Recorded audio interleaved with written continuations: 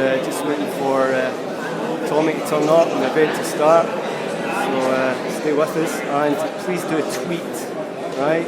And do all the social media stuff and get more people into this live stream, okay? Oh yeah. Sometimes the app for live stream crashes, so if anything happens and I have to restart the app again, do not panic, right? Come back on, okay? Bye.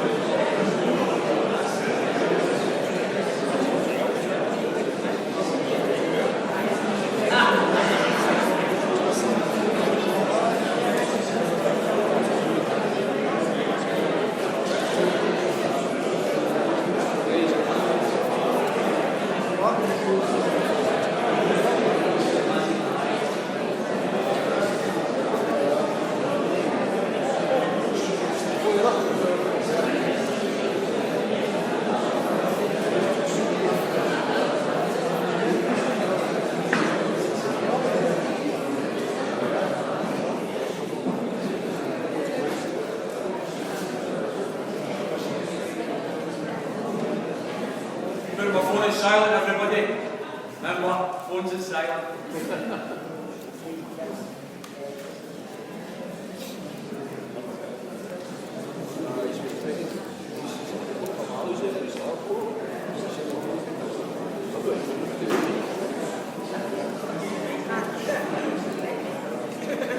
MCG, the place to be. Walking all the for the hospital.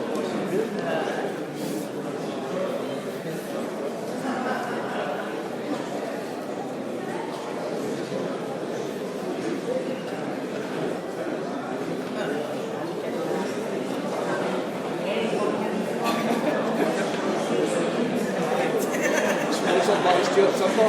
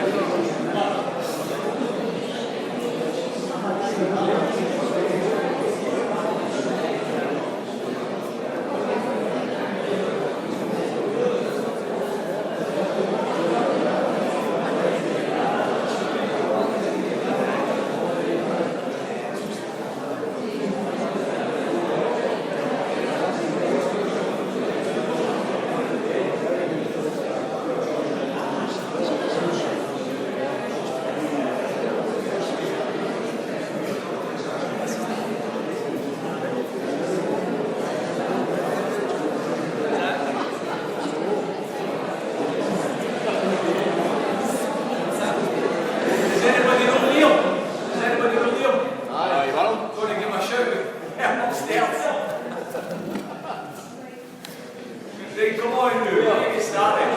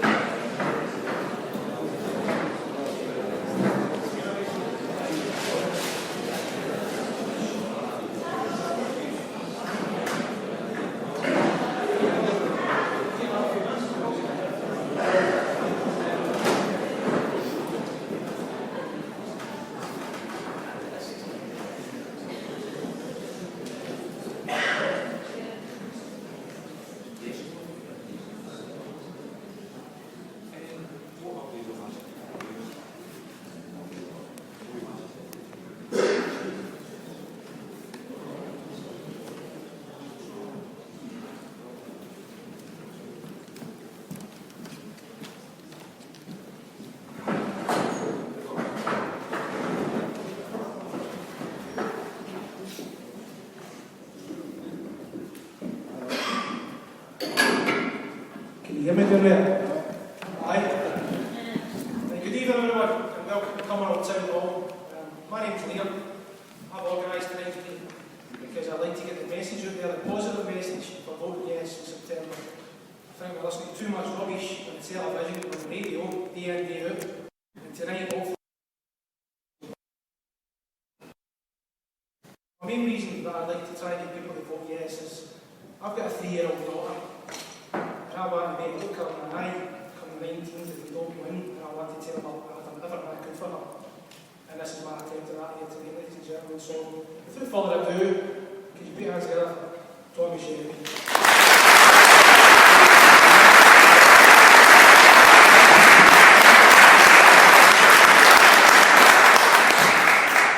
Thanks very much, everybody. Can I just say at the outset, tonight's meeting is probably a prime example of why it is we're going to win this vote in September 18th. Because what we've got here tonight is a guy, Liam, who I met 5 minutes ago, who's decided to contact me on Twitter and say, Tommy, will you come and do a meeting? He said he'd never organised a meeting before, he's not political in any way, but he shares something with me, and I'm sure he shares it with a lot of you. And that is a passion and a desire to see your country stand on its own 2 feet, and on September 19th, stand up proud and say, we did it again. all the odds. We are now an independent nation and we're proud of it. That's why it's a pleasure to come along here tonight, Liam. A pleasure to come along with someone whom I've never met before, but in whom we share a bond. You see, Liam talked about the press and the media. We should make the point that we've got a camera here tonight. It's not the mainstream media. It's live stream. So as I speak, and as you sit there, hopefully, there are some people watching us on Twitter. Let's say hello to them. You're welcome. Some of you, of course, may be sitting there saying, oh, I better watch. I better not go and film. Either because you're hiding for the law. I know a few faces. I've seen you in Crime Watch. Or some of you might even be thinking, Christ almighty, what's the DWP got to think if they see me at a meeting here? There's some stairs out there. And of course, you don't need to worry about it any longer. You don't need to worry about working on the side and claiming the goal. Don't need to worry, because you've now got the Maria Miller excuse. You just say sorry. That's what you do. You just say sorry. Maria Miller, who's on over £100,000 a year as a minister in this Tory government, decides, she's Scotland, I'm on £12,000, she's struggling. She decides to claim for her second push. Now bear this in mind, folks. We're talking about a bunch of charlatans, a bunch of political space cadets who introduce policies to try and penalise the poor for their regular wage, a bedroom each. That's the type of people we're dealing with. They don't talk about spare bedrooms, they talk about spare hussies. That's what they talk about. £90,000 she claimed for her second house. It turns out it's not a second house at all, it's a more nice house that she's claiming for. So she's investigated. She's investigated by whom? By her mates in the Parliament, fellow MPs, honourable ladies and gentlemen. Investigate her, find her guilty of failing to cooperate, and tell her to pay back £4,800. That's not bad, isn't it? Hey, I'd take that deal. You screw them for £90,000 and you only pay back less than £5,000. Absolutely brilliant. But if you dare be a working class boy or lassie from Cumbernauld, who's working in the hairdressers while claiming, working in a building site while claiming, your feet when they touch the ground, you'd be in the court, you'd be in the jail. That's the reality of the hypocrisy of Westminster. And it's that hypocrisy we're going to get rid of in the 18th of September, brothers and sisters. Because we've got an opportunity here. We've got an opportunity to look at that crowd. There's a cabinet down there of 29 members. 29 members, 23 of them are personal millionaires. Personal millionaires. What the hell do they know about bedroom tax? What do they know about living in a council house?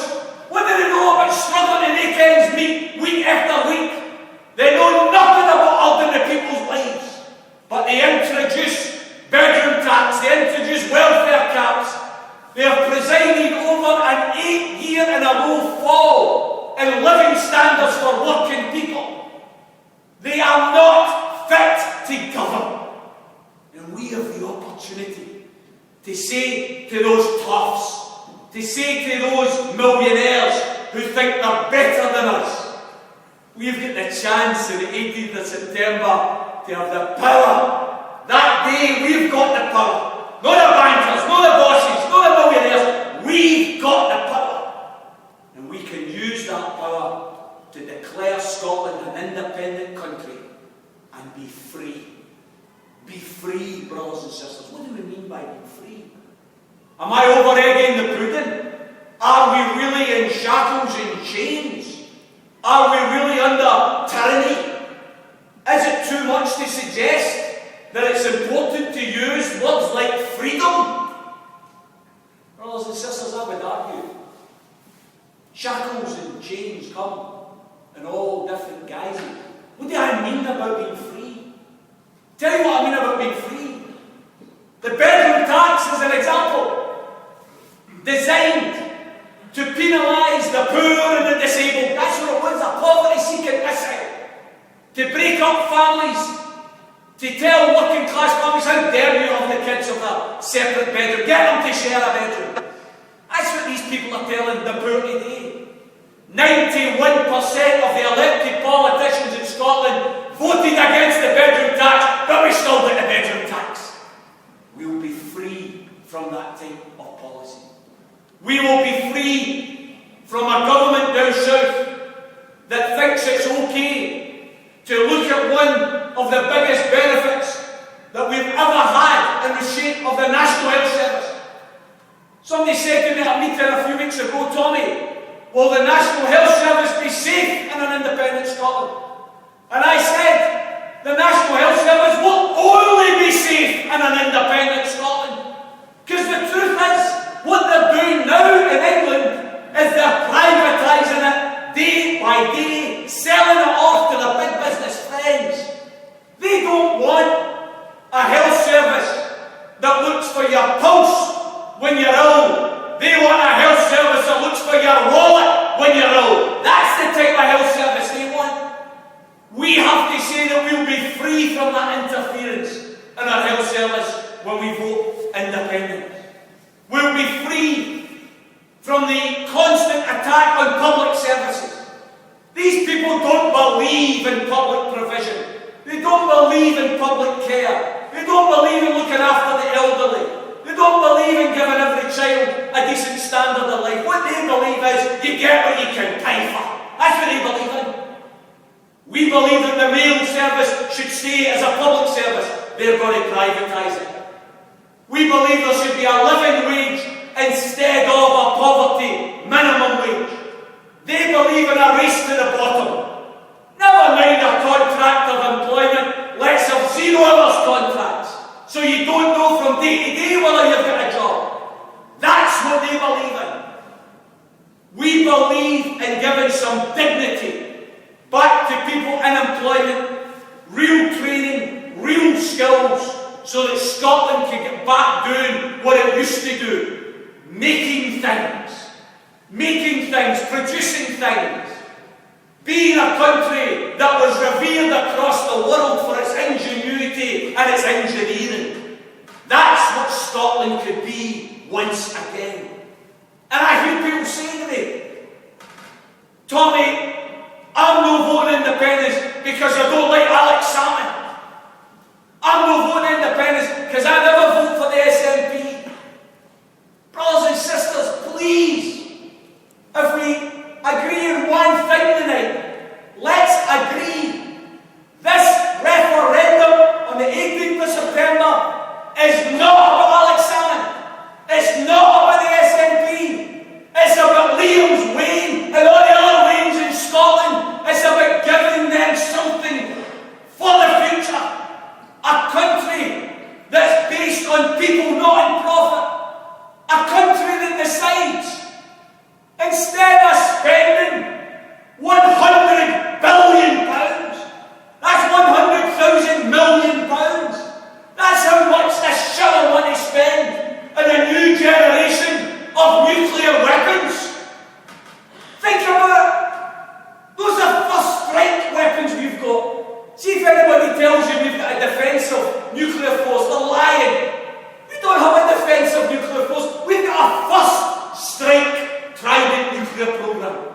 Well, I don't know about you, but I'm not prepared to strike anybody with a nuclear weapon, because as soon as you use nuclear weapons, the planet's finished. So why the hell would you spend £100 billion on scrap metal? Because that's what that is. 43% of the Waynes in Springburn are in poverty. We've got 4,000 Waynes a day if you look at the Evening Times. 4,000 Waynes a day in Glasgow relying on food banks to live. But we've got £100 billion for bloody trident. Is it no about time that we said instead of spending on bonds, we're going to spend it on kids. We're going to spend it in hospitals and schools.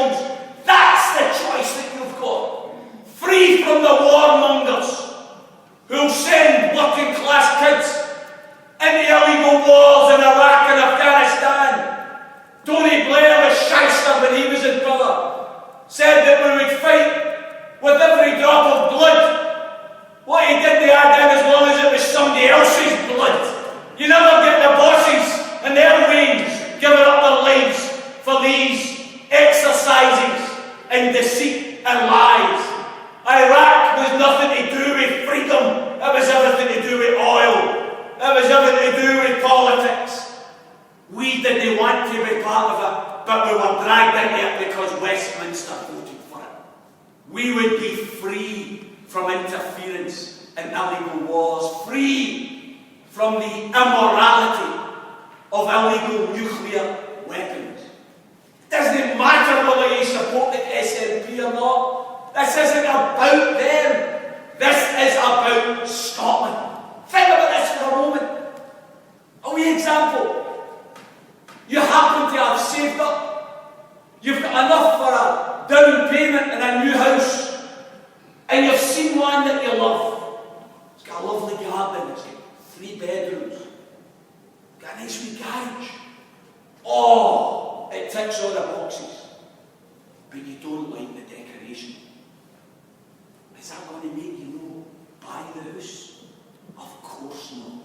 Because once you've bought the house, you can change the decoration. Well, I would say the same in relation to any of you there, particularly an appeal to Labour voters who are worried about giving endorsements to Alex Salmond and SNP. Let's remember, the vote on 18th of September is about making Scotland a free country. There will then be an election in 2 years' time, in 2016. Then you can vote for whatever political representatives you want. And the irony of this is, the one party that stands to gain more than any other party is the Labour Party. Why? Because the Labour Party right now is heading in the same direction as the Tories. It's heading down. It's been heading down for years because it's lost its soul. It's lost what it ever belonged to. It's lost its principles. It used to be supposed to be standing up for working class people. Now it turns its back on working class people. How dare they? How dare the Labour Party only last week go into the Yes lobby along with these Tory bandits and vote for a welfare cap against the poor? A welfare cap? What about a banker's bonus cap? What about an MP's wages cap? What about an MP's expenses cap? We don't have that. But we have welfare caps for the poor. And the Labour Party supported it. The founders of the Labour movement would be bubbling in their graves at the way the Labour Party behaves nowadays. But what's going to happen when we vote for independence? The Labour Party is going to have to change. It's going to have to rediscover its socialist roots, rediscover its ability to fight for workers. That's why the irony is the party that opposes independence actually would gain most from independence. Brothers and sisters, we are fed up with people telling us we're not big enough, we're not strong enough, we're not clever enough to run our own affairs. In each of the last 32 years, this isn't some fluke. In each of the last 32 years, Scotland has generated more in tax and revenue than we got back from Westminster. It's just a fact.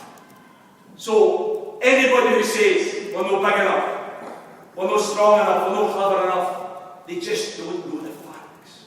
We would start off with a potential surplus as far as expenditure on welfare and hospitals and schools is concerned. People sometimes say, what about the pensions, Tommy? Will the pensions be safe? The pensions will be safe. If we've got independent Scotland, I couldn't say the same if you stay within the UK. People say to me, Tommy, can you give me certainties? I can't give you the dotting of the I and the crossing of the T. I can't paint you a full picture of what an independent Scotland will be like. I can only promote the idea of hope for a better Scotland, a more just Scotland than what we've got with Britain. I can promote that idea of hope over fear. But I'll tell you what I can be certain about, absolutely certain about. If we lose on September 18th, I will give you this for a certainty. There'll be more cuts, there'll be more austerity, there'll be more attacks in public services, there'll be more attacks in your living standards. That's a fact. That's a fact. The alternative to independence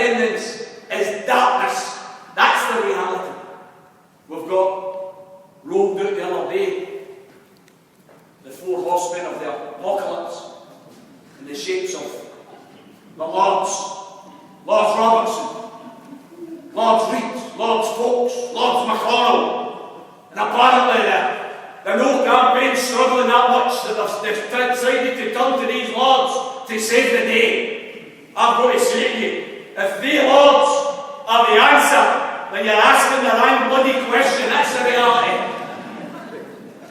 You've got old Bomber Robertson there, in the pay of American armaments companies, speaking in America, with old Captain Manaman and Dad's army. Doom, doom, we're all doom. You vote for independence, we're going to be less safe.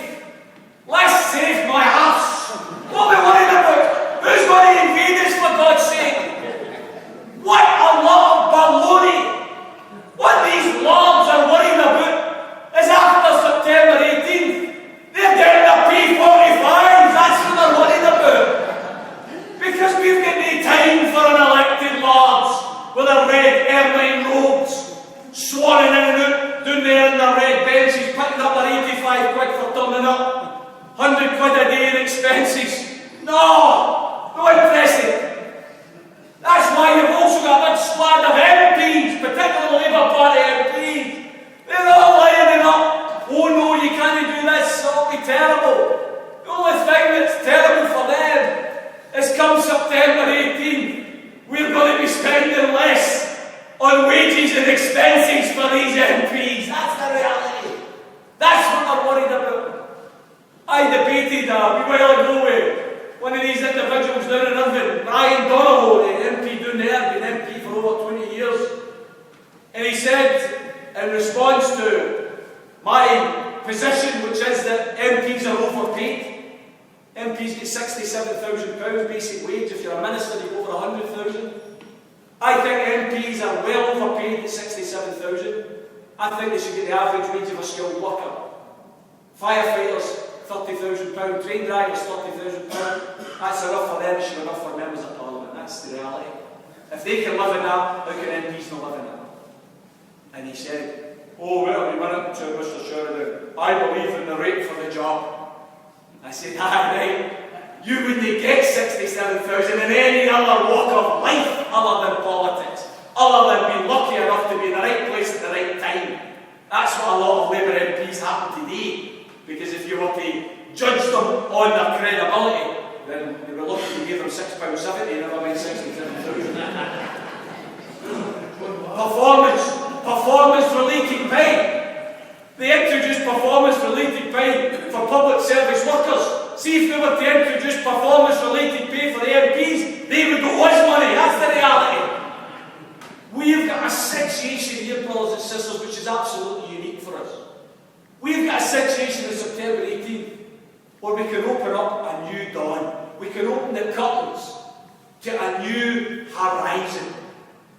I believe fundamentally in a socialist Scotland. My vision of an independent Scotland may be different from yours. May be different from Liam's. I don't know, I've not discussed it with him. But that's the beauty of this. Whatever happens in the future, we will decide it. I had to give a wee bit of a condition to one of my statements. When I spoke in Kirkcaldy, I said, a vote for independence will mean there'll never ever be another Tory government in Scotland. And of course people will remember that. That's a great idea. It's a good reason to vote independence. And then somebody contacted me afterwards and said, Mr. Sheridan, don't think that's quite correct. After all, there are quite a few people who still vote Tory in Scotland. So I had to condition it. So tonight I'm not going to say, after independence, there'll never be another Tory government in Scotland.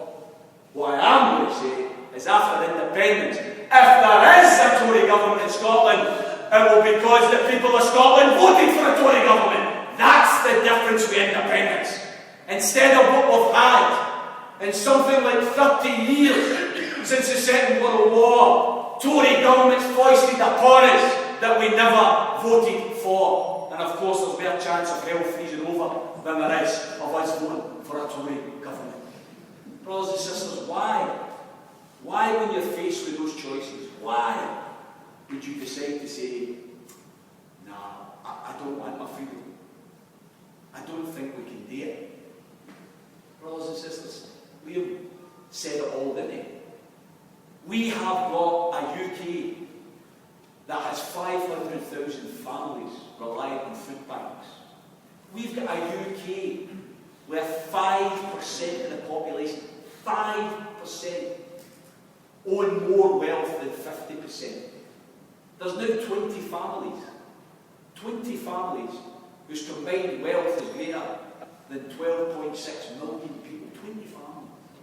We have got a level of inequality of wealth and power that is obscene, absolutely obscene. They tell us that we have to pull in our belts, we have to tighten what we're doing, because we're in a period of austerity, don't you know? When are we going to challenge these people? What is austerity? Austerity is punishing the poor for the mistakes and the greed of the rich. That's what austerity is. It wasn't your benefit claimant. It wasn't your low-paid worker. It wasn't your pensioner. It wasn't your asylum seeker. It wasn't any of those people that got us into the economic mess we're in. It was the bloody bankers and the bosses that got us into the economic mess we're in. Why the hell is it then that bankers' bonuses now are higher than what they were before the crash? Higher! They don't give a damn about us. They're back business as usual, like big fat pigs with their noses in the trough. They don't give a damn. And they think that they're untouchable. They think that they are all powerful. We have got the chance to knock that deck of cards down, brothers and sisters. We've got the chance with a wee cross. We don't need to throw a stone. We don't need to fire a bullet. A peaceful revolution. A wee cross to say, no, we reject all that austerity. We reject all that inequality. See, in this independent Scotland, we're actually going to invest in people, no bankers. We're going to look at the resources that we've got. Think about it. We've got massive capacity to generate and produce electricity, generate and produce gas. We've got oil. We've got land in abundance. We've got some of the best universities in Europe. We've got some of the best economic minds in Europe. We've got some of the best cultural minds in Europe. And an independent Scotland, brothers and sisters, see those resources we've got. I want to belong to the people. I don't want to be ripped off any longer with privately owned electricity companies that charge you for using electricity and make money off it. See if this was somebody that was selling fancy t-shirts or training shoes. Fair dues, you know, trying to get you to buy one set of shoes instead of another set of shoes. Somebody makes money out of that, fine. That's competition. But electricity, what are you going to do if you don't use electricity? You can't survive. Gas, it's an essential resource. Oil is essential. Transport is essential. If it's essential, why is it private? Why does it not belong to the public? Part of the national wealth. That's what we've got to fight for in an independent Scotland. Take back the gas, the electricity, the trains, the buses. Run them not on the basis of maximum profit for a few rich individuals. Run them on the basis of the best possible service for the widest number of people. So that people can afford in the winter to have the fire zone. So that we don't have the scandal of pensioners dying of hypothermia because they're too frightened to turn on the fires. That's the reality, the potential we've got in an independent Scotland. I've got a bugbear, a real bugbear, in relation to the health service. We've got a fantastic health service. It's a great example down the road. I took my mother-in-law about 3 years ago to the Jubilee Hospital, Clydebank. And at that time it was a private hospital. I don't know if any of you have ever been there. My mother-in-law, like my mother, had breast cancer and she had to go there to get some chemo. And the health service paid the Jubilee Hospital, paid them to provide the service. So it was a private hospital that was making money out of the health service. And it was like a 5-star hotel, I'm going to tell you. It was absolutely first class. And I went in there and I thought, all hospitals know this. Why is it that it's a private hospital, but you go to a public hospital and they're struggling, the paint's falling off the wall and all the rest of it? Why? Brothers and sisters, at that time, Jubilee Hospital did a couple of thousand procedures every year. Jubilee Hospital is now a public hospital, been taken in to the National Health Service. It now performs over 200,000 procedures every year. That's the future. The idea that we look at the private schools, we look at the private hospitals, and we say, we're not going to drag a private school down to the class size of a public school, of a comprehensive school. My Wayne goes to a primary where there's 32 in a class. Why is it Norway, Denmark and Finland have maximum school sizes of 15? Why don't we have that? Why don't we employ more teachers? Why don't we have more classrooms in operation? Why don't our kids get a better chance to learn in an environment that's easier to learn? That's what we can invest in. My bugbear in relation to the health service is we've got all of this health, we've got all of these procedures, we've got all of this help and care, and who makes the money out of it? GlaxoSmithKline Beecham, the private pharmaceutical companies that rip the health service off like a latter-day Dick Turpin. Brothers and sisters, my idea of an independent Scotland, quite simple. Let's build a publicly owned pharmaceutical industry that produces the drugs that we need every single day to help people, to care for people, that feeds its health service. Think about it economically. You've got a demand. So what you're going to do is you're going to build the supply.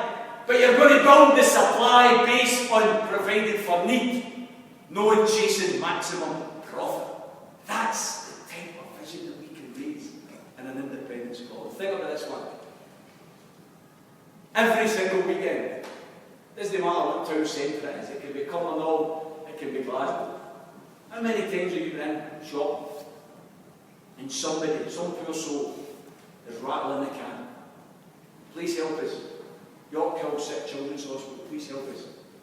We're trying to get a new ward painted, we're trying to get a piece of equipment, we're trying to get an MRI scanner, or somebody in the other street corner, please help us. Cancer research. We're trying to raise money for research into cancer. Brothers and sisters know what my vision for an independent Scotland is. See, an independent Scotland, they'll not be on the streets.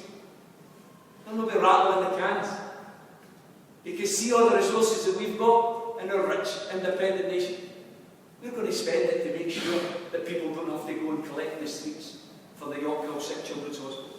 People don't have to go in the streets and collect for cancer research, because we will invest in it. But you know who will be in the streets? Rattling the cans. It'll be Bomber Robertson and his mates. And you know what they'll be saying? They'll be saying, please help us. We want to build a new nuclear bomb. Could you please give us a wee donation? Here's a sticker. Here's a wee sticker for the way.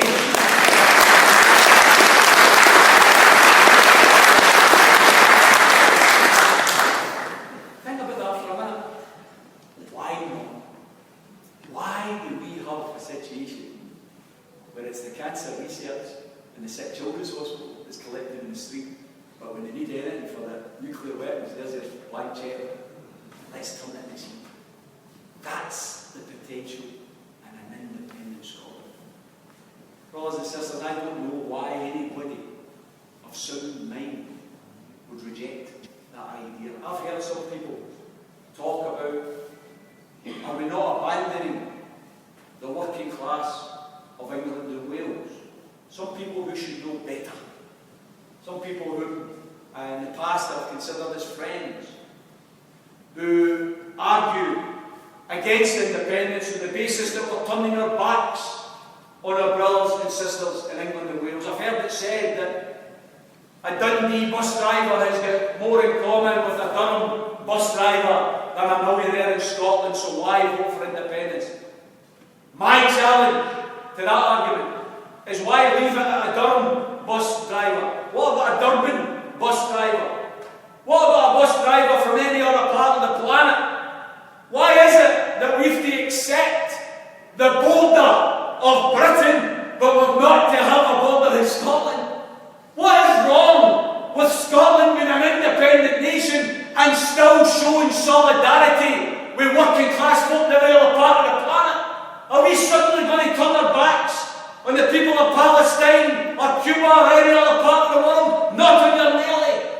On the contrary, if Scotland was an independent nation, we wouldn't have been sending anybody to bomb Iraq and Afghanistan. That's the difference. That's solidarity for you.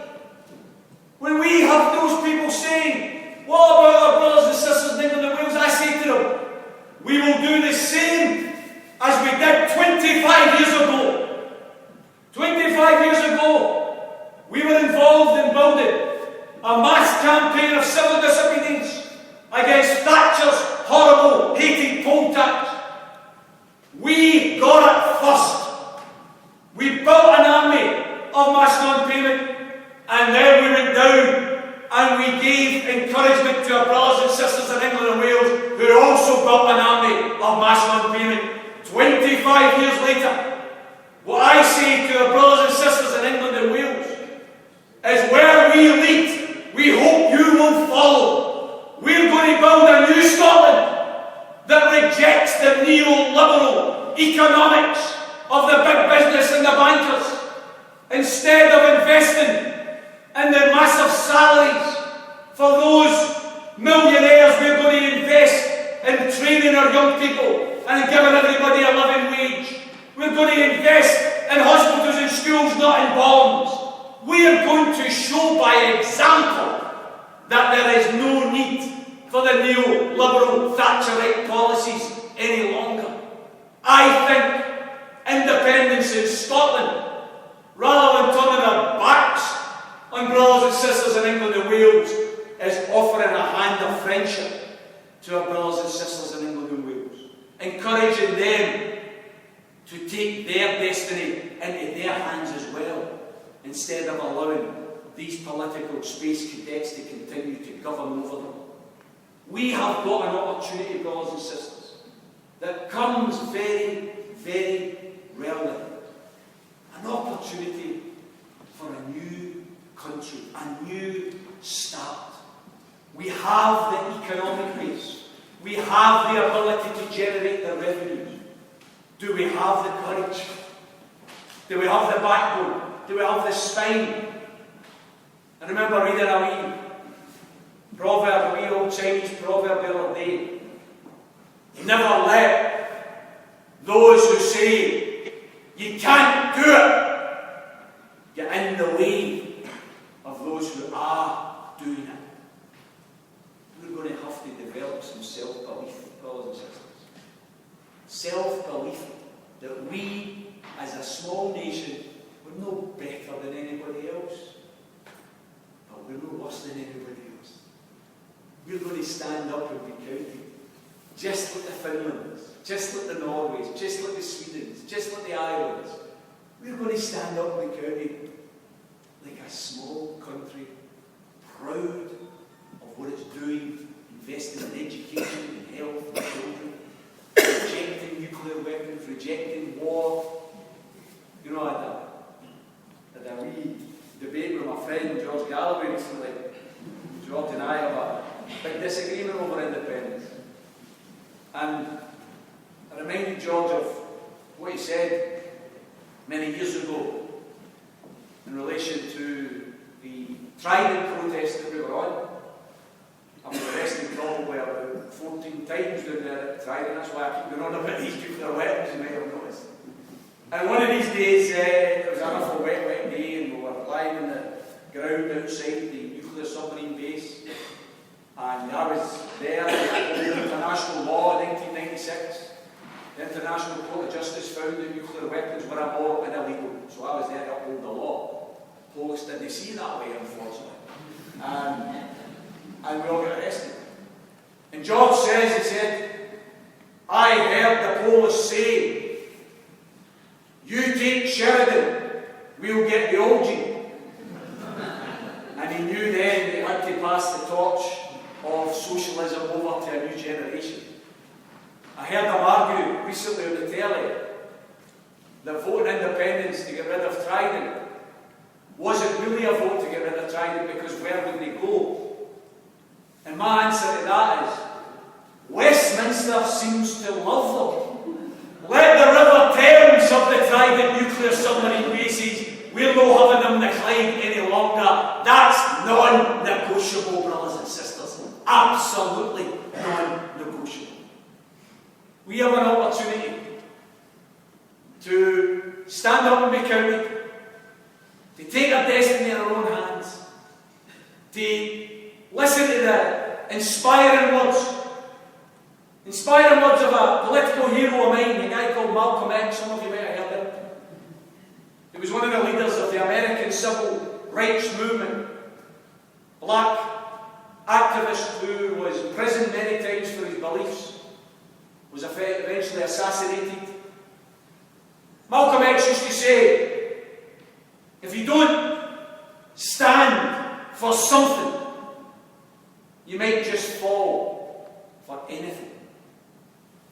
Brothers and sisters, if you look at that project here, and you look at the darkness that they're trying to peddle, and how much they're trying to bully you, how much they're trying to tell you you can't do it, I think those words of Malcolm X should come back and should give you some encouragement.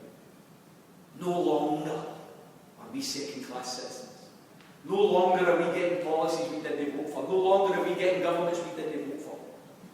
We are now going to have our destiny in our own hands.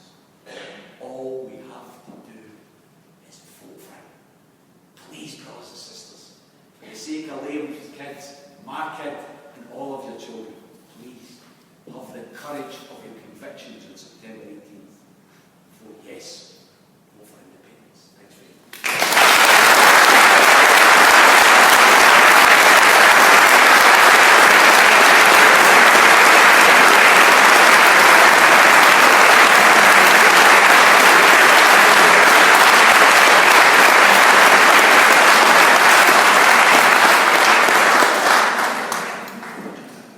Thanks very much for that, John. That was fantastic. We'd now like to welcome questions from the floor.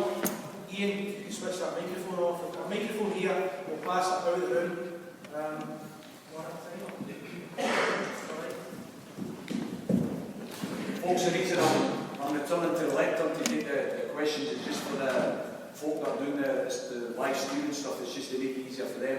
How would you like to have answers right away, or would you like to take a couple of questions? What would be the best? Just straight away, okay. Well, please feel free to put your hand up. The only thing I would ask is, go to see your first name just so that I can refer to you. Okay, aye. Okay.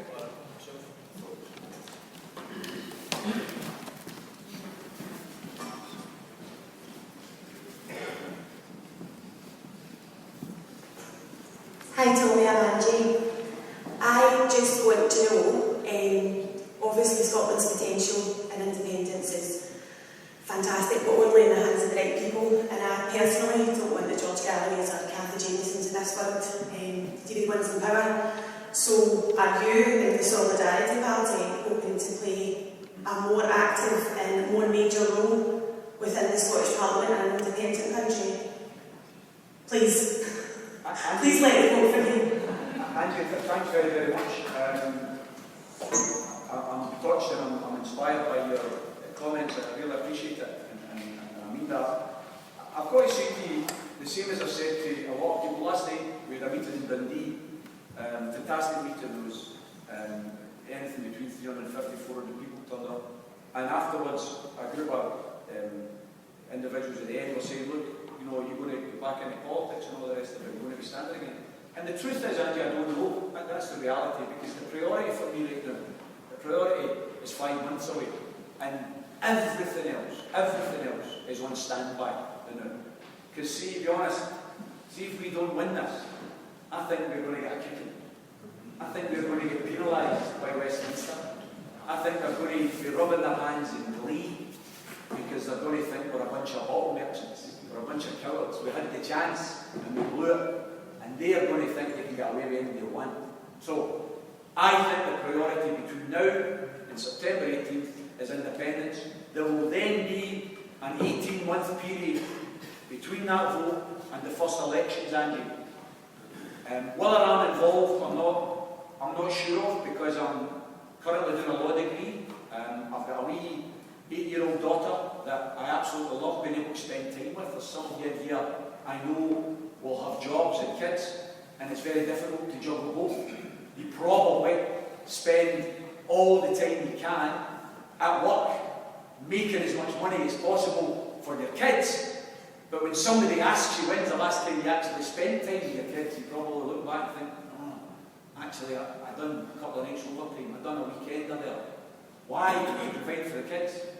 But in actual fact, you're losing out on that quality time with the children as well. That's a work-life balance that we've got to work at, isn't it? See, in independent Scotland, I want to do what the French are doing. They've already got a 35-hour week, and now they're moving towards a 4-day week. A 4-day week. The productivity is better than us. So it's not as if you have to work 40 hours a week, it makes you more productive. Every single economic study has shown that if you've got a shorter working week, you actually work harder. Because you're working a less focused amount of time. You know you've got a lot of leisure time, you know you've got time with your family. Personally, I don't want to want people in early graves. I want people to have a bit of time after they retire that they can enjoy life. So that's the type of thing that I think I would like to bring to the table, Angie, in the future.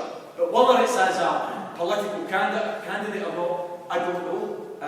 I'm doing a law degree now, I might end up getting into law. I thought to myself, well, in and out of courts that much. Why don't I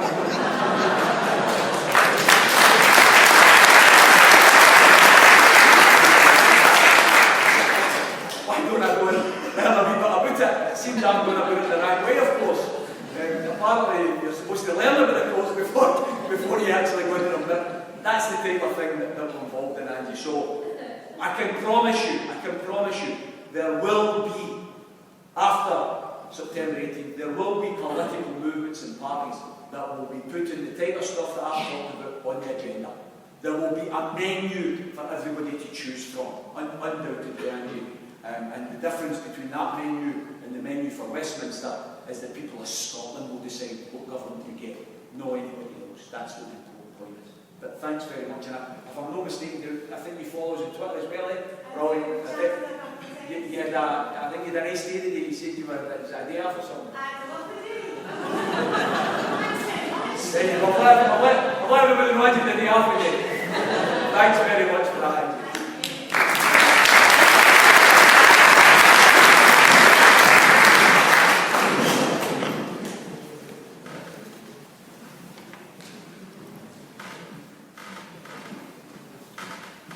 Hi, Tom. My name's Laura. You've spoke a lot about Trident, and nobody in their right mind can argue with your logic. Obviously, the stick that the No campaign and a lot just now is the removal of the pound, and that's been deep pretty much. But I've read analysts that have said that part of the negotiations there is keeping the pound is going to be is also keeping Trident. I was just wondering what your response to that would be. Laura, I think that's a very good question, and I'm going to answer it in two ways. The first answer is, I'd already written down here 1,600 jobs, right? Because I thought your question was going to be, what about the jobs? And I have to hammer that particular myth. The Scottish Trade Union Congress, the STUC, which represents all the Scottish workers, trade union members, they did a detailed analysis in the mid-1990s. They looked at diversification at the Trident nuclear submarine base. What they were looking at is, what if we do cancel Trident? What would we do with the workers who are already working there? How many are working there, and what would we do with their skills? And what they found was that there is currently 1,600, that's the maximum number, that are directly employed at Trident. The amount of money that's getting spent every year on maintaining those jobs is £100 million. A local authority, any local authority in Scotland that was to spend £100 million employing people would employ upwards of 40,000 people. So in other words, the money we're going to take from investing in Trident isn't going to cost jobs, it's going to create more jobs. But what the STUC survey also found was that the skills mix that they've got at Trident are the exact same skills that are needed to develop solar power, wind power, wave power turbines. The engineering, the manufacturing skills that are there are the skills that we need to become the European leader in alternative energy production. So not only are we going to create more jobs, but we're going to use the skills that are currently there as well. So that's the first thing, and I know that's not the question you asked, Laura, but I think it's an important part of the equation. The second part is this. I read with interest some of that stuff that was going on. Oh, you can't keep the pound is all part of a negotiating strategy. Really what they're going to do is they're going to say you can't keep the pound, and then once we get independence they're going to say okay, keep the pound, but you need to keep trying. And that's why I was very, very pleased, because I'm not an SNP member or supporter. I think the SNP have done a good job getting us to where we are just now. I'm not going to knock what they've done. I've got differences with the SNP, but I've also got some people, the SNP, that I've got a lot of time for. But what I would say is I was very pleased to read the statements from several of the leaders, including Alex Salmon, that it was a non-negotiable policy. Now, it couldn't be anything less than that, Laura, because I think he would be hung for the rafters with his aim garters if he was to turn his back on that commitment, because that has been a long commitment to the rank and file of the SNP who have fought long and hard for it. So I don't think that is a negotiable point. I hope you don't mind, however, if I take the opportunity via that question to just raise a couple of wee points, and I apologise if I'm hogging the floor here, but it's in case some other people have got these questions. The pound, Europe, the monarchy. There's three questions which I've got views on which you might not share. My position is I don't want to keep the pound. I want a Scottish currency. I don't want the Bank of England having any say whatsoever in our economic affairs. If, for the purposes of transition, we have to keep the pound for a couple of years until we get everything changed over, fine, okay, I can live with that. But the idea that we will keep the Bank of England having any say on the investment decisions that we make in Scotland is the independence. So that's my position. Europe. I keep hearing people talk about, we need to stay in Europe, and if you vote independence, we're committed to stay in Europe. Quite frankly, I'm not that big against staying in Europe. I think the European Union is a corrupt bosses club. I think it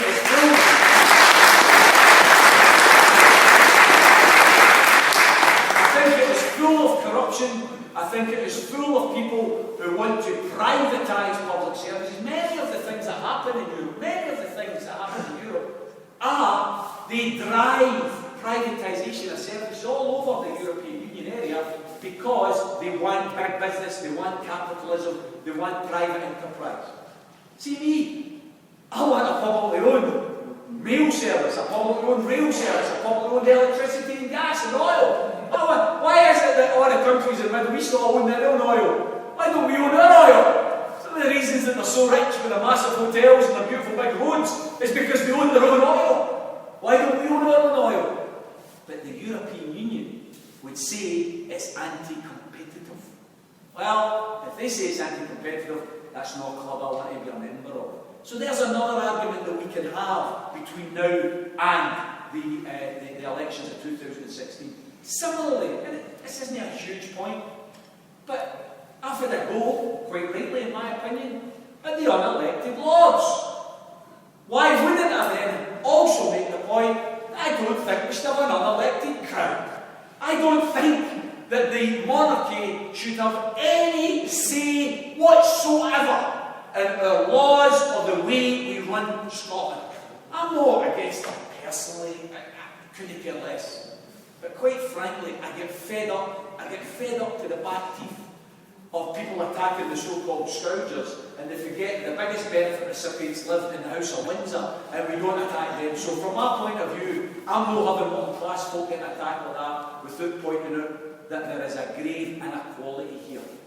That's something that we can take up in the next couple of years as we move towards an election. Personally, I'd like to see referendums on these questions. On the pound, on Europe, on the monarchy. By the way, I might lose the referendum on that. Fine. But it's the people of Scotland that will have decided it.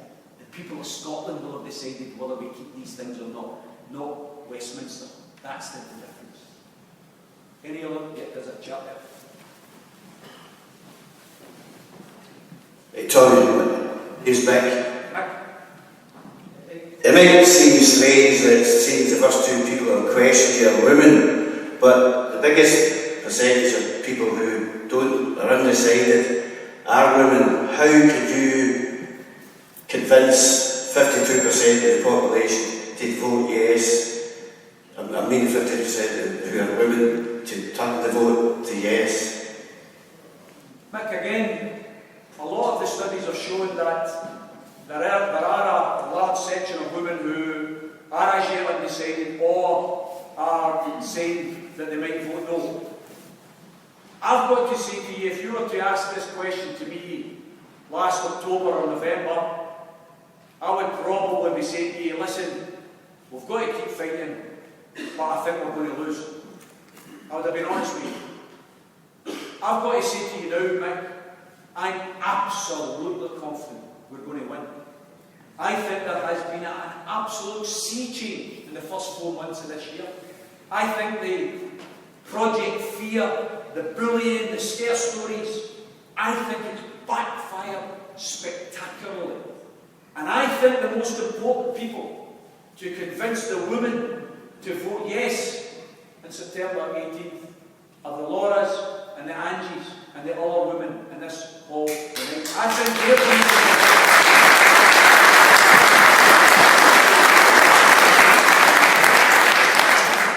they're going to convince other women. And I think you and everybody else will be part of that, because you know what's happening here. I mean, let's face it, I just talked about a meeting we had in Dundee last night, 350, 400 people. I was in Oban last Thursday, 500 people.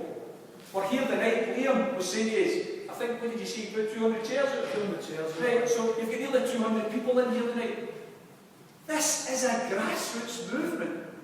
The likes of which we've never seen, certainly since the days of the poll tax. That's the only thing I can compare it to. This is real grassroots. See this type of movement, this type of feeling. It's not getting picked up in the mainstream media, but it's beginning to develop. To me, it's a bit like the swan effect. It looks all calm on the surface, but underneath the water, there's a lot going on. People are beginning to realise that we've got a chance of winning this. And I think we're going to surprise all the pundits. We're going to win on September 18th. I look at the use of social media, and social media has got a lot of things that are poor about it, and a lot of downsides to it as well, right? There's no doubt about it. The thing about it, Liam contacts me, doesn't he know me, sends a message, Tommy, I'd like to organise a meeting in Cumbernauld. Would you come along and speak? Woody a day, I've never organised a meeting before. And I said, look, identify a hall, give me a couple of dates, and if I can make it, I'll be there. Within 3 days, he'd get back to us, I've booked the hall, and I've already got 90 odd people saying they want to come to a meeting. That's the power. That's the power of social media. I done a speech on the 23rd of January up in Cumbernauld. 300 people turned out. It was filmed. It was put on YouTube. It's now at 115,000 views. 115,000 people have played that on YouTube. Why? Because there is a thirst for this. There's a thirst for ideas. People are either convinced already, but they want to be sure, or they're not quite convinced, they want to be convinced. I think this is a process, brothers and sisters, and it's a process that's going in favour of yes. I think we're realising that this is a once-in-a-lifetime opportunity, that it would be a scandal to reject. And that's why I think, Mick, we're going to convince enough women, we're going to convince enough elderly, we're going to convince enough men, and I'll finish on this. I was speaking to my friend Martin as we were coming through in the car about the news just 2 weeks ago, which I found so encouraging. And it was about 16, 17-year-olds. I don't know if you've seen the news yourself. They've actually revealed the figures now for the number of 16 and 17-year-olds who have registered to vote. As you may be aware, 16 and 17-year-olds are only allowed to vote in normal elections. But in this election, because of the importance, because it's about their futures, quite rightly, the Scottish Parliament has enfranchised 16 and 17-year-olds. 75% have registered to vote so far. 75%. Now, see if this was a general election, You'd be lucky if it was 7%, let's be honest. I think a lot of people are turned off by politics, and I don't blame them, because so much of politics is full of smoke and mirrors, lies and deceit. People often don't vote in elections, and I hate that, because people fought and died to get us the vote. But I cannot blame people sometimes for not using their vote, because they think that they don't have a decent choice. This isn't an election about parties. This is an election about your country. That's what makes it different, and that's why I'm confident we're going to win it now. Anybody else? Up the back, and then chat here.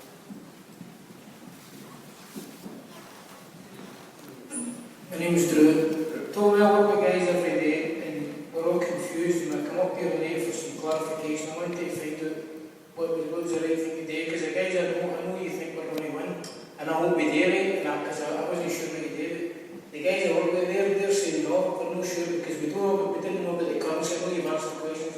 The currency, the National Health Service, all this, what Great Britain's doing for us now, and I just want to know, clarify some points for us, please. Drew, I hope tonight you're going home and you're going to go into work tomorrow and you're going to say to your mates, health service. By the way, don't you know that we already run our health service in Scotland? The Scottish Parliament runs the health service. Our health service is nationalising the private hospitals. Health service in England is privatising the hospitals. That's the difference. So say to your mates tomorrow, you're worried about the health service, you better vote yes. Because if we go down the road of staying with the UK, it won't be long before they cut our budget and they don't allow us to keep our health service in the public sector. Pensions. These people are going after the pensioners, there's no doubt about it. They've already changed the pension system so that it'll make it harder for pensioners to save. Every shape of life as far as the economy is concerned, it's going down the Swanee as far as the UK goes. They have got less security as far as jobs are concerned. 0-hour contracts, they don't care. They don't care if youngsters go into work one day and they're told they've got a job, but they've not got a job the next day. Absolute disgrace. We up here, we are fighting for everyone to have a contract of employment. Is that not the minimum you would want for your wage when they go to work? Instead of having to phone up and say, am I working today?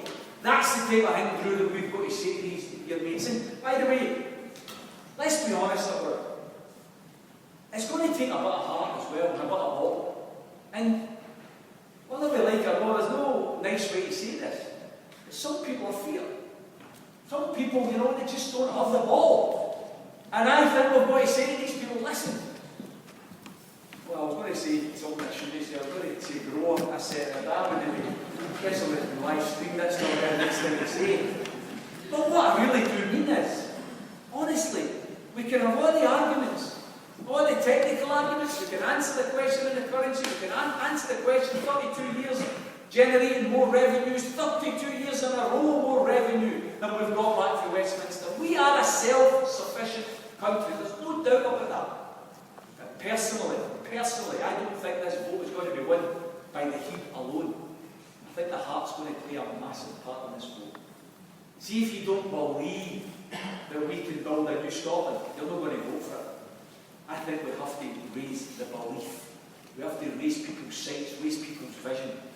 That's why the meetings I attend today have a title of Hope Over Fear.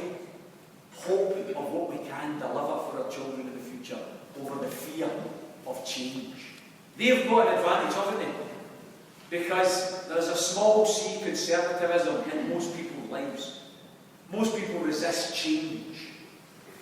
We've got to overcome that. We've got to show that this change is positive. This change is necessary. I think we're doing it. And Drew, I hope you feel a wee bit better than Laura, that you've got some arguments. I think there's a wee pamphlet that's, if you've not got a pound, don't worry about it, just take one. But there's a wee pamphlet outside that, I'm not saying it's the be-all and end-all, but the speech I gave up in Cumbernauld that's been viewed by 115,000 people, we've now turned that into a wee pamphlet. So it's all the words, and there's a lot of good arguments in there, a lot of facts and figures. Get one of them, and hopefully you got me read it tonight, and go in tomorrow and try and convince your workmates. If you can, I don't know if there's 5 or 6 of them, if you can convince 2 or 3, we'll win it. You might not convince them all. sometimes, you know, you can take the horse to the water, but you can't make it drink it. But thanks for that.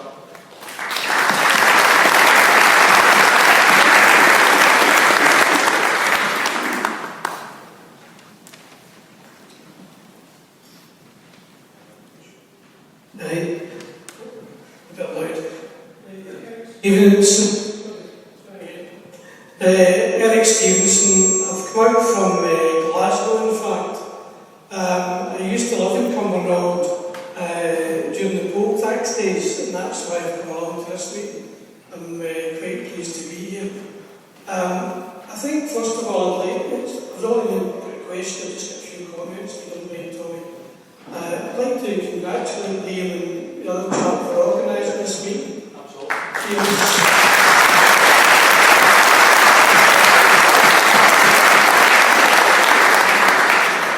I had a few words with him earlier on. He was a bit concerned about the attendance.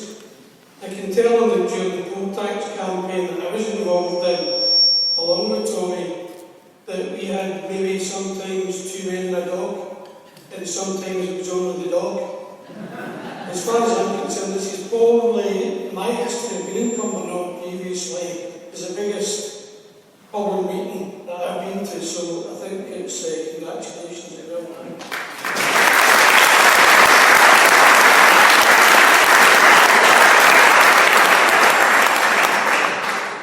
I think also that Tommy's made the point that there seems to be now a positive move, I think I would probably agree with that. It does seem to me that, you know, the yes vote, or the number of yes people is getting bigger all the time. I think it is important for us to recognise that if we do vote for yes in independent Scotland, we really need to have a different type of government, as Tommy has pointed out.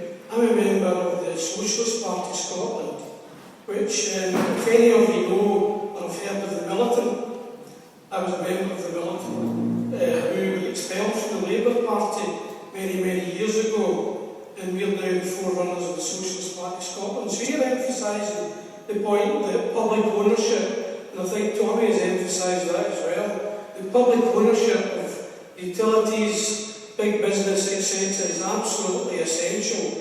And it's essential throughout Britain, and it's essential after the independence referendum.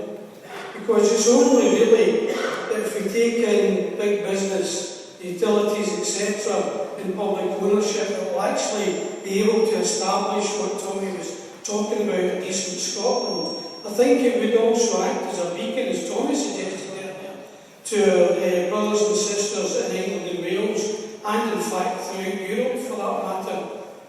So I think it is important to emphasise that issue. I think also the other point I would like to make was that Tommy mentioned that the Labour Party might find itself again, or words to that effect. I'm not paraphrasing what he's saying, obviously. I'm not convinced about that personally. As I said, I was expelled from the Labour Party because I was socialist, along with Tommy for that matter, who was expelled a number of years ago because he was a socialist. I think the Labour Party's finished in terms of representing working people. And I think it's absolutely essential. There was reference earlier on, sorry, this mic's a bit iffy for me, earlier on about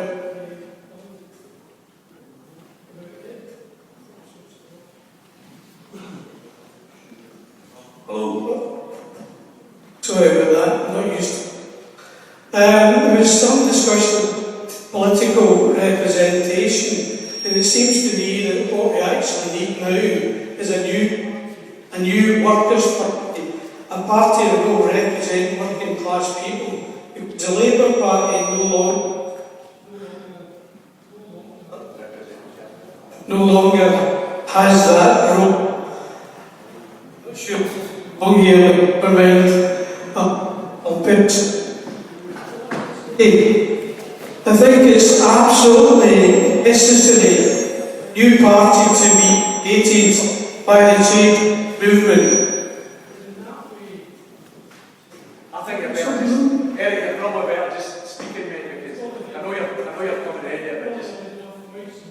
Sorry about that. I think it's absolutely necessary for working class people to recognise that we need a new party of working people to represent us. Because the Labour Party, as far as I'm concerned, is finished.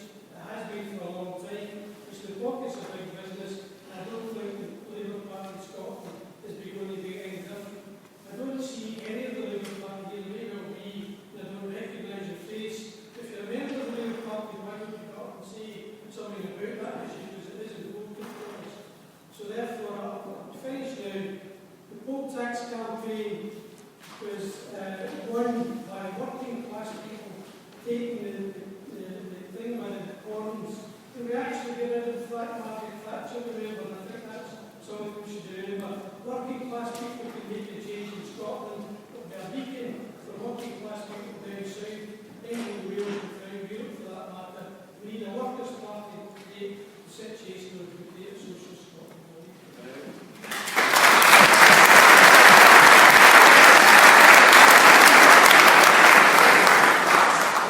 Just for anybody, hopefully the points that Eric made there, and I know it's difficult because the mic kept coming and going. And I've got to endorse it 100%, Eric, because my idea of the Labour Party being rejuvenated is the current leadership getting kicked out in their arses, and the trade unions taking it back to where it belongs, and that is a workers' party. I hope that happens, because I hope any new workers' party that is going to be a party that represents the type of things that I've talked about tonight and that Eric's talking about, any new workers' party needs the trade union movement to back it. It's about time the trade unions realise that the party that they founded in 1901 to represent working people has abandoned working people. It's turned its back on working people. We need the trade unions to show a bit of vision and a bit of gumption now, and to fund a new political party that gives some hope and vision to ordinary folk. So that's my vision, Eric, and I'm sure you and I share that vision as well. But I do think the point about public ownership is vital, folks. It's no use changing the flag that flies above the town halls of Cumbernauld and every other town and city of Scotland to a St Andrew's flag. Pensioners are still scrimping, saving to survive, and Wains are still relying on food banks. I don't want an independent Scotland that is as poor as it was as part of the UK. I want an independent Scotland that is richer in resources, richer in spirit, richer in culture, richer in vision, because we own and control the resources of our country. That's the prize. Dead important to make this point, folks. Independence isn't the end of the journey. Independence is only the start of the journey. That's what we have to bear in mind.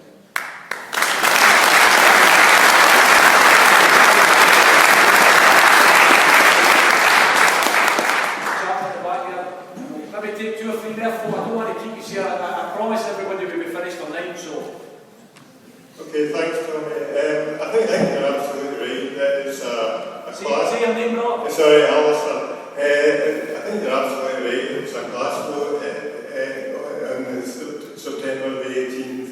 I mean, any campus in the working class areas, you'll find very quickly that the majority, often the large majority of people you talk to are for a yes vote. I mean, I thought Nicholas Sturgeon the other day last week was Cumbernauld saying that talking about people that would normally vote Labour or in the Labour Party and getting them on side. Because I think the referendum is going to be won and lost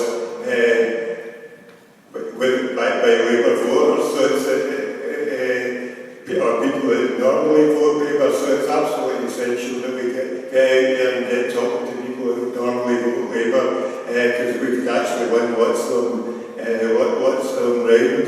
And the other thing worth saying is, I mean, Eric mentioned the poll tax. We could example the bedroom tax, where the established parties didn't want to end about a year ago, that were forced by ordinary working class people campaigning to shift and change their minds. You've got to remember that after the referendum, ordinary working class people can do the same sort of thing again. If the people in government try to bring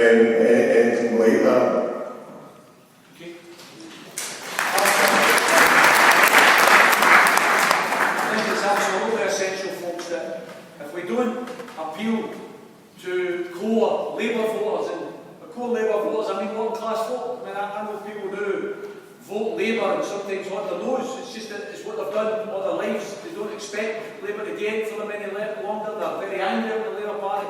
But it's the way you were brought up. Working class folk, you know, that's what we did. We put it on the table. We've got to appeal to that core vote. The sense of social justice, the sense of community, the sense of right and wrong. Who in their right mind believes that staying with this shower is the right thing to do for working class folk? Come on. We've got to say to Labour voters, if you believe in social justice, if you believe in community, if you believe in public ownership, if you believe in public services, the only vote you can cast on 18 September is a yes vote.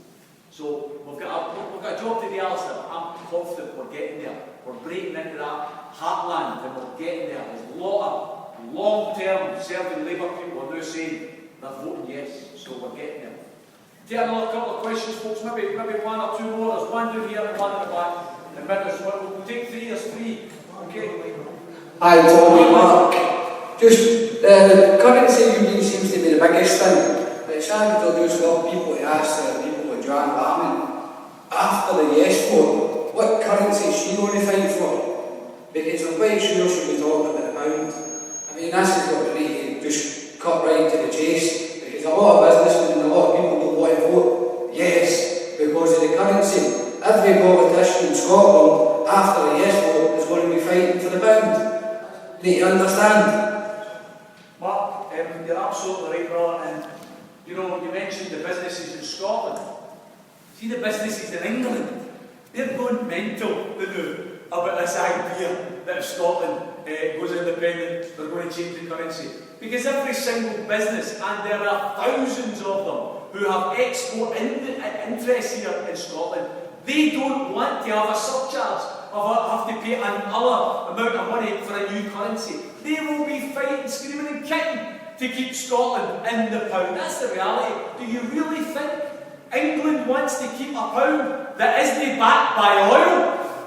Because the pound it's not the strongest currency in the world. As soon as you remove the petrol from it, in terms of the oil industry, it becomes an even weaker currency. It's all scaremongering. It's all scaremongering.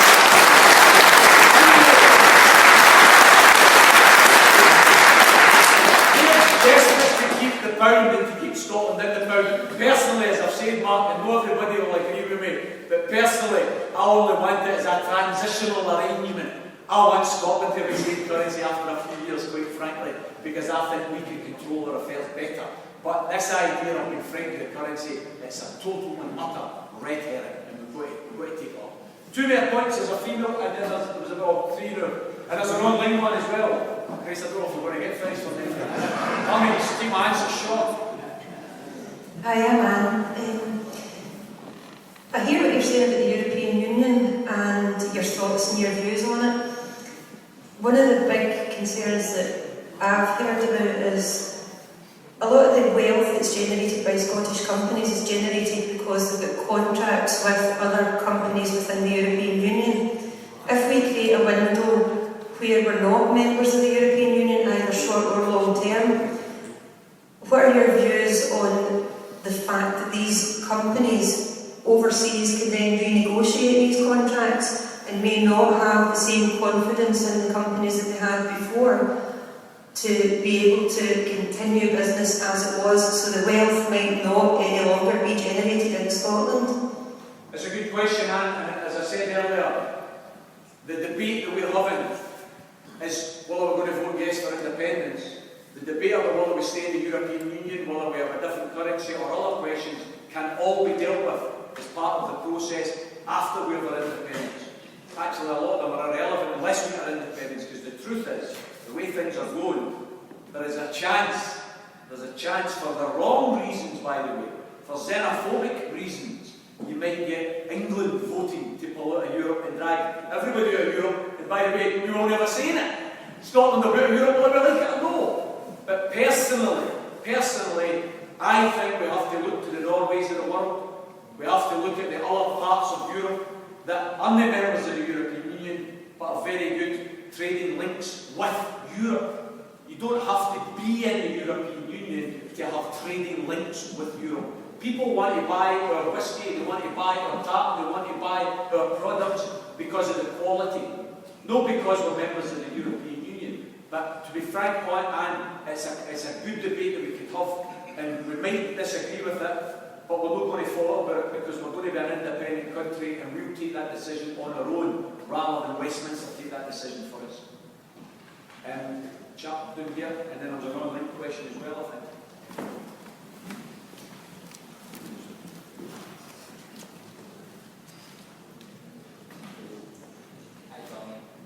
Hi Tommy, I'm Scott.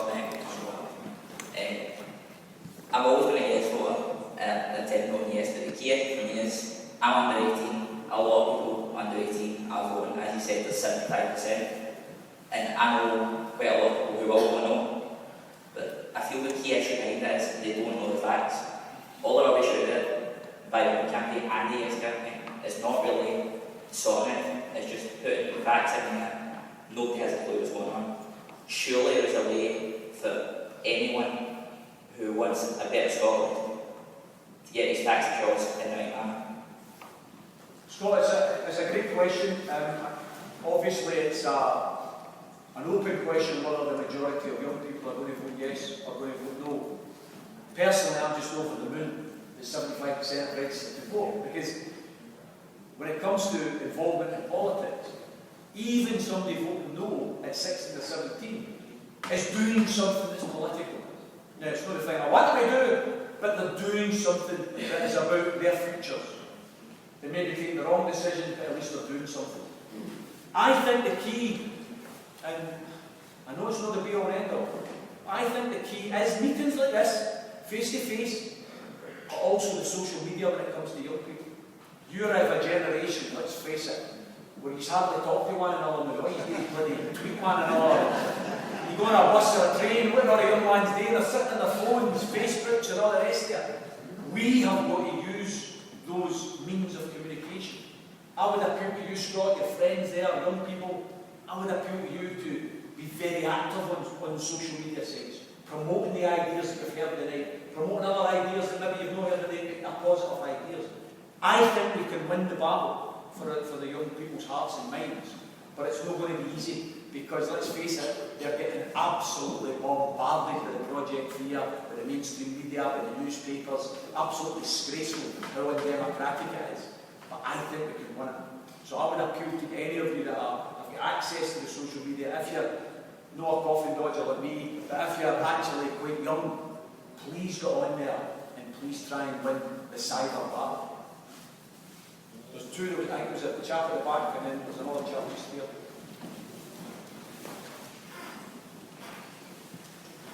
And then we'll wait on folks, because I know it's getting on. I want us all to leave together. Mr. Sheridan, one thing You better just shout at me, honestly. Hi, Mr. Sheridan. I've got a multi-part question for you. What is your name first one? It's Craig. Craig. They kind of relate to one another. The first being, what do you see as Scotland's future, your vision for Scotland's future?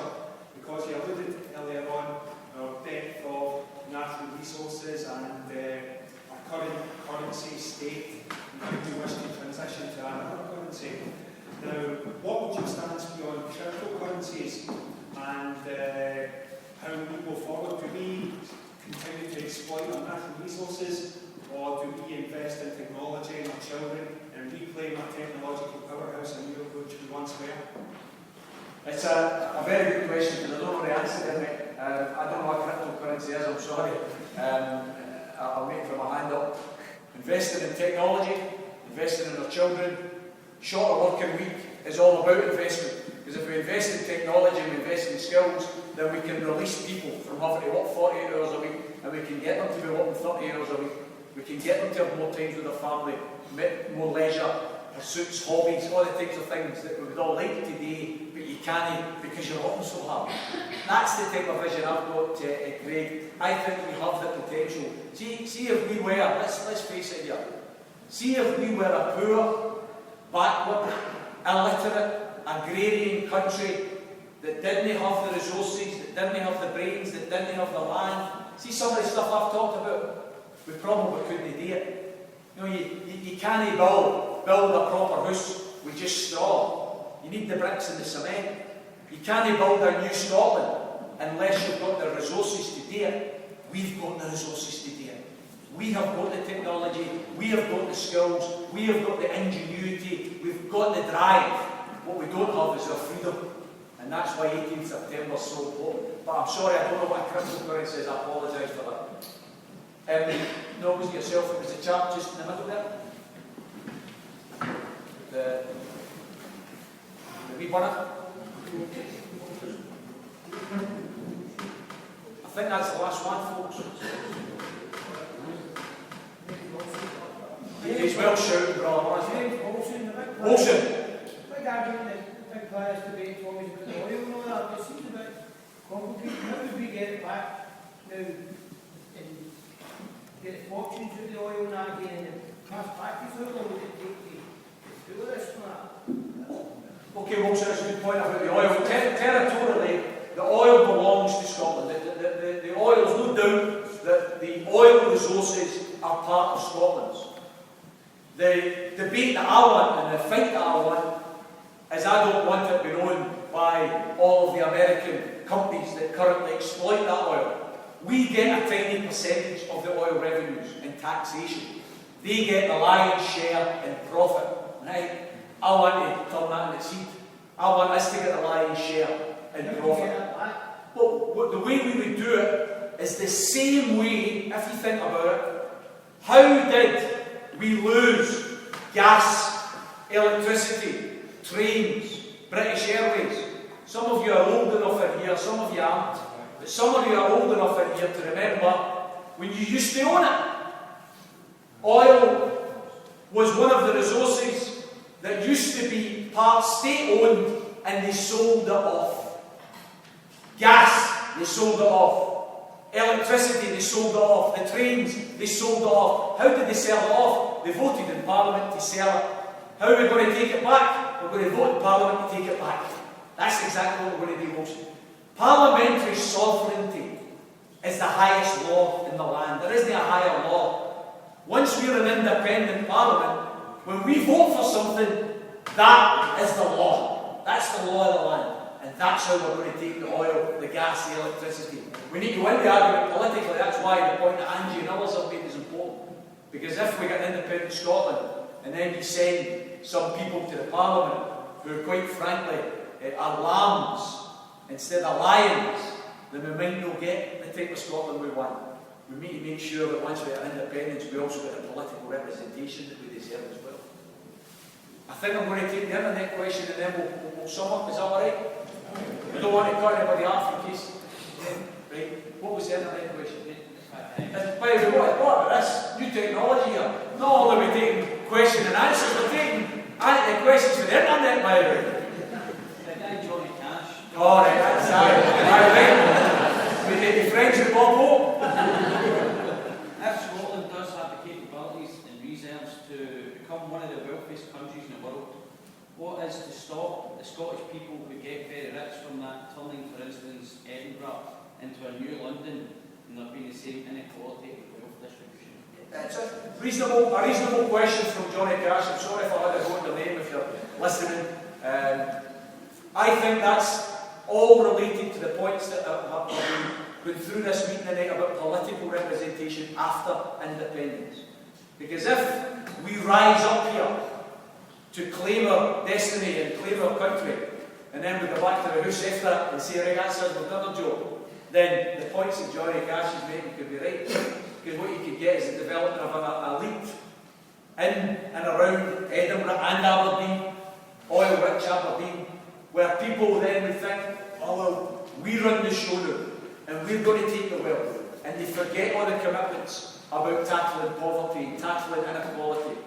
What they're more worried about is their own bank accounts rather than everybody else's bank accounts. The only way to stop that happening, brothers and sisters, is after independence, you stay switched on. You don't just go back to the house. You stay switched on and you make sure that you engage politically. I want a constitution for Scotland. I want a written constitution. I want you to know your rights. Right now you don't know your rights. We've got an unwritten constitution. You don't know your rights, it's all conventions. I want a written constitution that tells you your rights, that tells you what you can do politically, what you can't do politically. I want things to be enshrined there, like the right to a home, like the right to a job, like the right to a living wage. I want that enshrined in a constitution. Tell you what else I want written in a constitution. I want political representatives to be able to be recalled. I don't want MPs or MSPs getting elected for 4 or 5 years and then you can't get about it. I want them to be able to have a contract of employment that is legally enforceable. So if an MSP says to you, vote for me and I'm going to fight to save a community centre, see if they get elected and then they don't fight to save that community centre, I want you to have the right to recall. Get enough signatures on a petition to have a re-election. I don't want a once in a 4 years political democracy. I want a constant political democracy. A living political democracy. That's the type of thing we should have in Scotland. We've got the technology for it. We've got the vision for it. We've got the wherewithal for it. Let's have that type of politics. That's general engagement. Brothers and sisters, I'm going to bring things to a close. I'm sorry we went a wee bit beyond 9 o'clock. I'm going to thank all of the internet viewers who have been watching. Thank them for doing it. But I'm going to give you the biggest thanks for taking the time out your night to come along here tonight to sit and listen to the case for independence. I hope that each and every one of you now are going to be crusaders, going to be campaigners. We're not going to win this on the basis of me or Jim Sullers or other speakers speaking at public meetings up and down the country for independence. Yes, that's important, of course it is. But the most important campaign we've got is you. Is you speaking to your family, you speaking to your friends, you speaking to your workmates. Aye, and you're not going to win every argument. But I'll tell you, Muhammad Ali used to say, getting knocked down isn't what's important. It's whether you can get back up again that's important. That's what we've got to bear in mind here. We've got to get back up again and keep putting those arguments for independence. I'm sorry, I keep littering my talk with wee quotes for people that have inspired me in my life, and I'm going to finish with a wee quote. It's a wee quote from an Irish trade unionist who was the leader of the Transport and General Workers Union and was involved in the historic Dublin lockout of 1913. I recently was invited to speak at a meeting in Dublin, and his statues in Cumbernauld Street in Dublin. The guy's name's Jim Larkin. And on his statue there's an inscription that is absolutely relevant for this debate over this next 5 months. Because we are against, make no mistake about it, see the fear and the scaremongering you've had, you ain't seen nothing yet. The next 5 months you're going to get more of it. You're going to get more attacks, more fear. They're going to try and bully you, they're going to try and frighten you. The inscription in the Jim Larkin statue reads, "The powerful only appear so because we are on our knees. Arise, brothers and sisters. Let's arise on the 18th of September and let's vote for independence."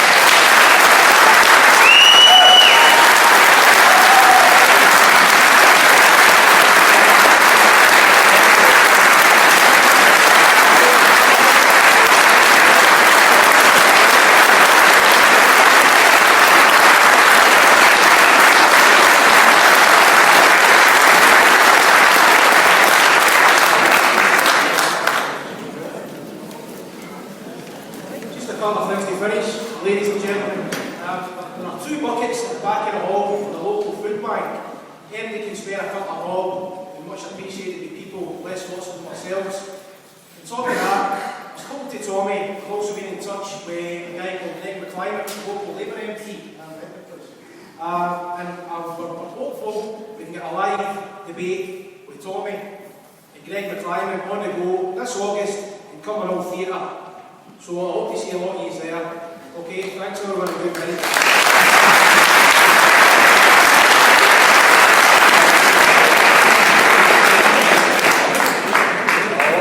It's okay, it's okay.